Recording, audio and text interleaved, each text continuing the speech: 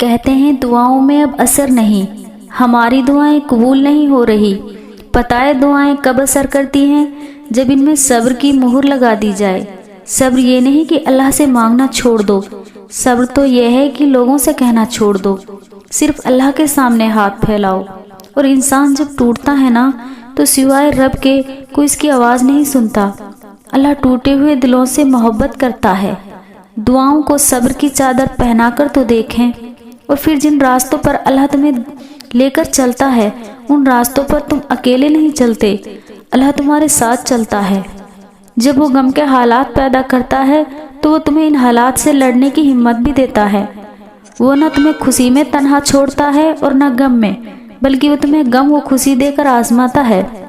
بس صبر کریں، بے شک اللہ کا وعدہ سچا ہے۔ اپنے گناہوں کی معافی مانگیں، صبح اور شام اپنے رب کی حمد کے ساتھ پاکی بیان کریں۔ کبھی دیکھا ہے کہ کسی ماں نے اپنے بچے کو گھور اندھیرے میں اکیلا چھوڑ دیا ہو؟ کبھی نہیں نا۔ پھر وہ اللہ ہے جس کی رحمت کی کوئی حد نہیں، وہ کیسے تمہیں اکیلا چھوڑ سکتا ہے؟ انسانوں کے پاس جو مال ہے، جو رزق ہے، وہ اللہ پاک نے عطا فرمایا ہے، اور مسلمانوں کا فرض بنتا ہے کہ اللہ کے حقوق کے مطابق اللہ کے بندے اللہ کی راہ میں خرچ کریں۔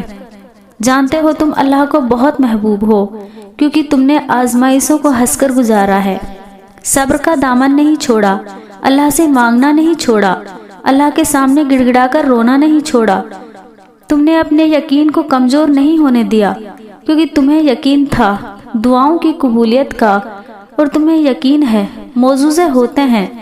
بہت قریب سے جانتا ہے وہ، آنکھوں میں ٹھہرے ہر آنسو اور دل میں چھپی ہر آہ کو۔ آپ اللہ کو پکارے تو اللہ کی مدد ایسے تم تک آئے گی کہ تم سمجھو گے معجزے ہو رہے ہیں۔ وہ جانتا ہے راتوں کی گئی عبادت کو بھی، اس تڑپ اور خواہش کو بھی جو اس چیز کو حاصل کرنے کے لیے کی گئی ہے۔ اللہ جانتا ہے کہ اس کی خاموشی کون سے راز اور کون سے دکھ چھپاتی ہے۔ وہ جانتا ہے کس چیز کی طلب آپ کو گھائل کر رہی ہے، وہ ہر چیز سے باخبر ہے۔ وہ جانتا ہے آپ نے کتنا صبر کیا ہے۔ اپنے آپ کو مطمئن رکھیں کیونکہ وہ سکون والا اور دعائیں قبول کرنے والا ہے۔ یاد رکھو کہ جس کے ہاتھ میں زمین و آسمان کے تمام خزانے ہیں، اس نے تمہیں دعا کرنے کا حکم دیا ہے اور قبولیت کی ضمانت دی ہے، اور تمہیں مامور کیا ہے کہ تم مانگو تاکہ وہ عطا کرے، تم رحمت طلب کرو تو وہ تم پر رحم کرے۔ اس نے اپنے اور تمہارے درمیان کوئی حجاب نہیں رکھا ہے، اس کے قریب ہو جائیں۔ جب انسان اپنی حقیقی خالق کو پہچان لیتا ہے تب وہ دنیا کی جھوٹی شان و شوکت سے خود ہی دور ہو جاتا ہے۔ بے شک صرف اللہ کی ذات ہی ہے جو انسان کو تنہا نہیں چھوڑتی، ایک بار پکارنے پر وہ اپنے بندوں کو جواب دیتا ہے۔ بس دعا ہے کہ اللہ آپ کو اور ہم کو دونوں جہاں کی آسانیاں عطا فرمائیں۔ آمین۔